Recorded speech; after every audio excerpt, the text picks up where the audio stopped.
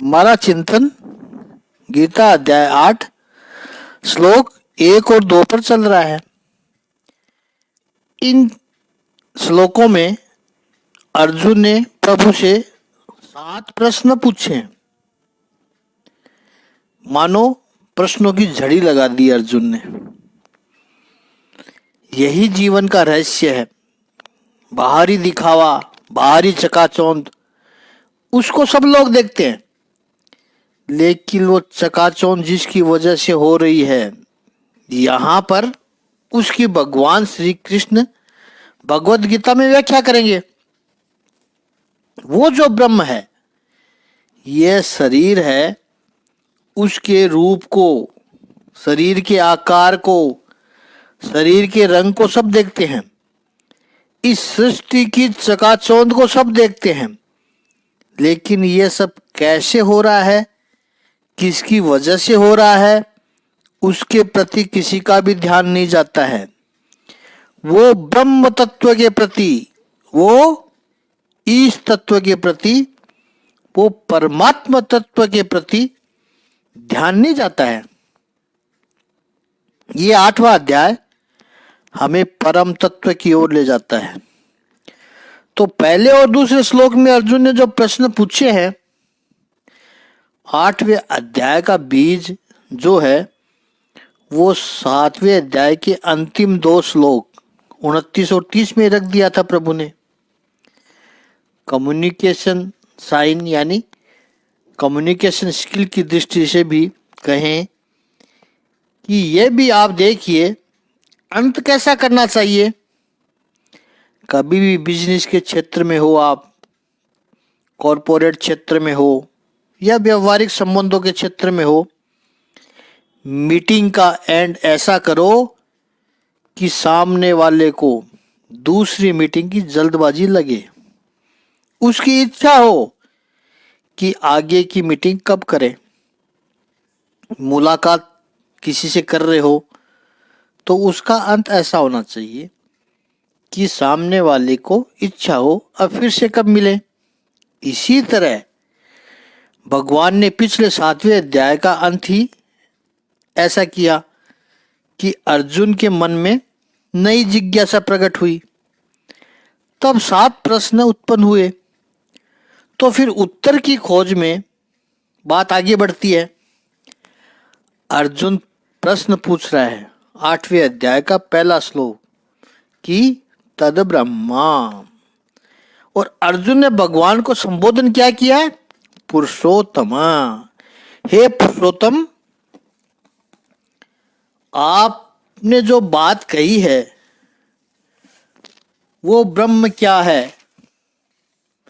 किम अध्यात्म, अध्यात्म क्या है? कि कर्म में कर्म क्या है? अधिभूत च की प्रोक्तम, अधिभूत किसे कहते हैं, किसे कहा गया है? च अधिदेवम विमुच्यते, अधिदेव किसको कहा जाता है? और दूसरे श्लोक में पूछ रहा है कि अधियज्ञ कथम, अधियज्ञ क्या है? इस देह में अधियज्ञ कौन है? और प्राण काले च कथम ज्ञेयोसी नित्यात्मी, जो अंतःकरण को वशीभूत करते हैं, नियत करते हैं, डिसिप्लिन करते हैं, उनको आप प्रयाण काले यानी उसके अंत काल में आप कैसे उनके जानने में आते हैं, वो आपको कैसे जान पाते हैं? 8वें अध्याय के इन प्रथम 2 श्लोकों में अर्जुन ने जो 7 प्रश्न पूछे हैं वो तत्व ज्ञान की दृष्टि से इनका बहुत महत्व है। ये सारे शब्द तत्व ज्ञान की व्याख्या करता है। और भगवत गीता की दृष्टि से यदि देखें तो अर्जुन के द्वारा पूछे गए जो तात्विक प्रश्न है भगवत गीता में, उनमें ये अंतिम प्रश्न है। इन प्रश्नों का उत्तर जो अर्जुन को मिल गया, उसके बाद जैसे 9वें अध्याय में कोई प्रश्न नहीं पूछे अर्जुन ने, उसके बाद 17वें अध्याय तक प्रश्नों के भाव बदल गए। अर्जुन बस यही प्रश्न करता है कि प्रभु मैं आपको कैसे जानूं, आपको कैसे पहचानूं। जैसे 10वें अध्याय में प्रभु ने विभूतियों की बात कही, तब अर्जुन यही कहता है, कहाँ कहाँ हो आप, मुझे बताओ प्रभु। तो 11वें अध्याय में अर्जुन भगवान से प्रश्न तो पूछता है, लेकिन क्या पूछता है कि प्रभु आपने जो अपनी विभूतियां बताई है, क्या मैं उनको देख सकता हूं। और बड़ी नम्रता से अर्जुन प्रश्न पूछ रहा है, प्रभु आपको यदि लगता है कि मैं योग्य हूं दर्शन करने के लिए, तो मुझे आप अपने उस स्वरूप का दर्शन करवाओ। और भगवान ने विश्व रूप दर्शन कराया। 12वें अध्याय में भी अर्जुन ने जो भी प्रश्न पूछता है वो भक्त के बारे में पूछता है। जो भी प्रश्न आए वो यही थे कि प्रभु मैं आपको कैसे पहचानूं, या आपको क्या ठीक लगता है। दूसरे शब्दों में कहें तो थर्ड पर्सन की दृष्टि से देखा जाए, बाहर की बात की दृष्टि से देखा जाए, ये अर्जुन के अंतिम प्रश्न है। ये सब क्या है? जैसे कोई बालक प्रश्न पूछता है, ये पेड़ क्या है, चिड़िया क्या है, कौवा क्या है, ये सब प्रश्न बाहर के हैं। ये अर्जुन के बाहर के प्रश्न है, वो अंतिम प्रश्न है। फिर आत्मीयता जब निर्माण होती है तो फिर सीधे डायरेक्ट प्रश्न आते हैं। जैसे बालक पूछेगा, मम्मी तुम कैसी हो, तुम क्या खा रही हो मम्मी, ये क्या पहना है, पापा आप कहाँ जाते हैं। ये सब डायरेक्ट प्रश्न हो गए। वो क्या है, फला क्या है, वो नहीं पूछते। अब सीधी अपनी बात हो गई। तो आगे जो प्रश्न अर्जुन पूछेगा वो इस प्रकार के होंगे। वो बाहरी विश्व के बारे में, बाहरी कॉन्सेप्ट के बारे में यदि अर्जुन के कोई प्रश्न होंगे तो ये अंतिम प्रश्न है भगवत गीता में। उस दृष्टि से भी इन पहले 2 श्लोकों का महत्व बहुत ज्यादा बढ़ जाता है। फिर 10वें अध्याय से तो अर्जुन की पूरी भाषा ही बदल गई। प्रश्न की बात चल रही है तो फिर यह भी समझ लें कि धर्म के क्षेत्र में, आंतरिक अनुभूति के क्षेत्र में उत्तर तो एक ही होता है, लेकिन प्रश्न के शब्द जैसे बदलते जाते हैं, ऐसे ही उत्तर के शब्द भी बदलते हुए लगते हैं।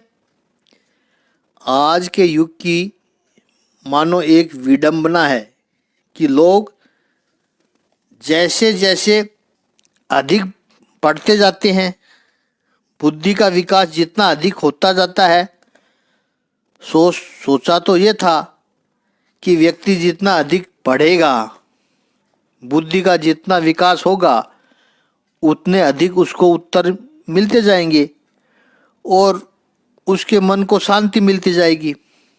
लेकिन हुआ उल्टा। जितना व्यक्ति अधिक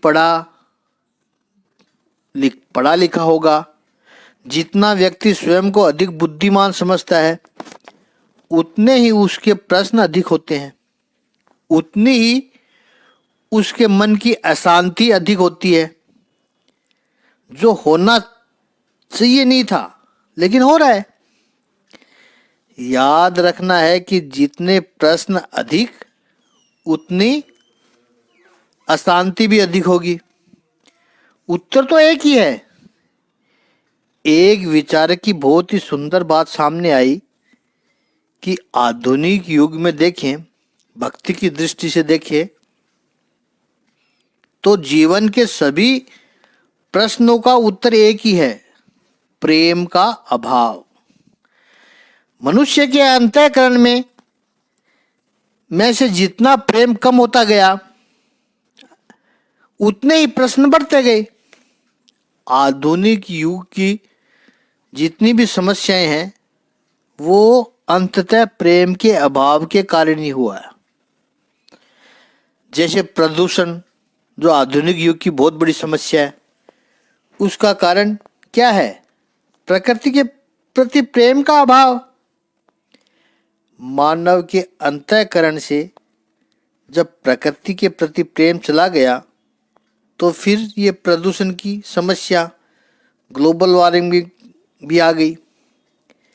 बाकी समस्या का कारण मानव दूसरे मानव से प्रेम का अभाव वही है। इतनी भीड़ में भी प्रत्येक व्यक्ति इकलौता है। भीड़ तो बहुत है, लेकिन मेरा कौन है? सामाजिक बंधनों से मेरी बने हैं, लेकिन क्या वो असलियत में मेरे हैं? तो प्रत्येक व्यक्ति डोल ड्रम में ही जीता है कि है तो आज मेरा, लेकिन पता नहीं कल क्या हो गया जाएगा। पास में तो है, लेकिन दूरी बनी हुई है। तो जीवन में प्रेम का अभाव है। आज के युग की सबसे बड़ी आवश्यकता है प्रेम।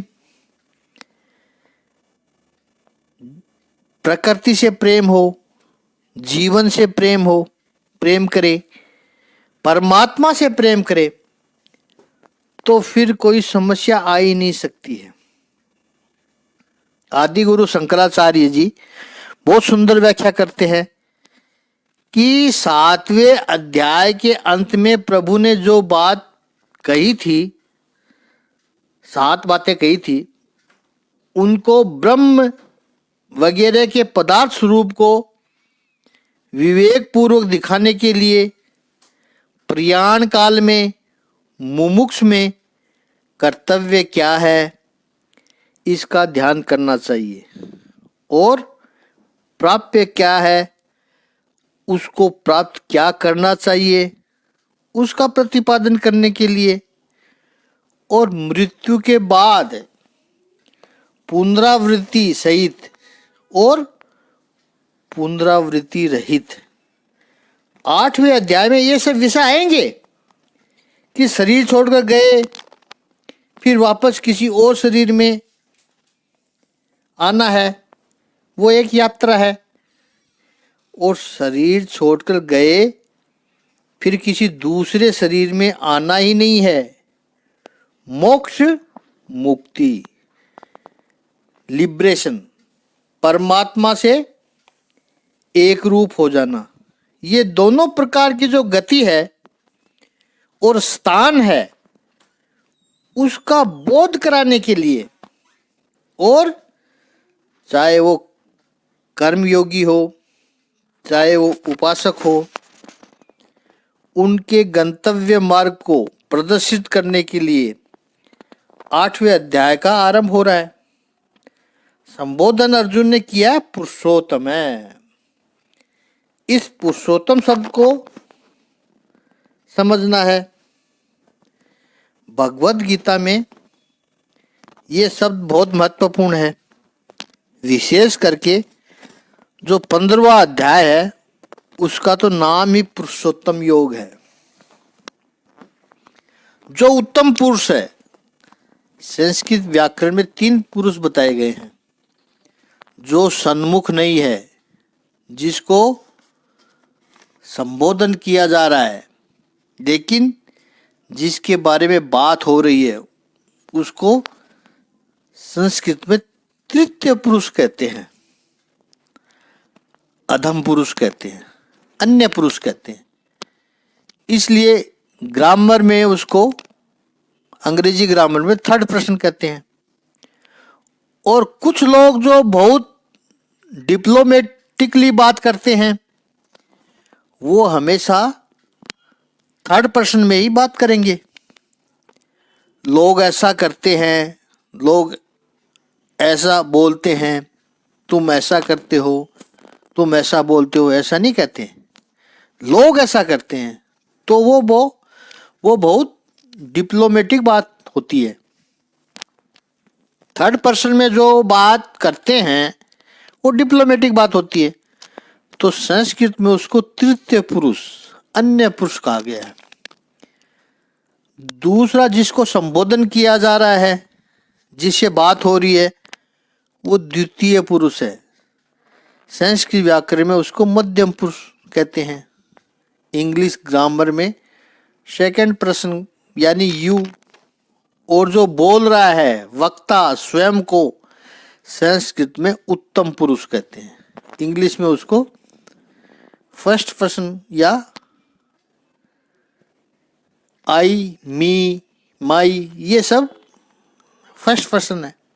उत्तम पुरुष, यहाँ पर प्रश्न अर्जुन पूछ रहा है, वो उत्तम पुरुष है। फर्स्ट पर्सन वो है, लेकिन भगवान श्री कृष्ण को वो स्वयं से अभिन्न मानता है, स्वयं से बिल्कुल भी अलग नहीं है।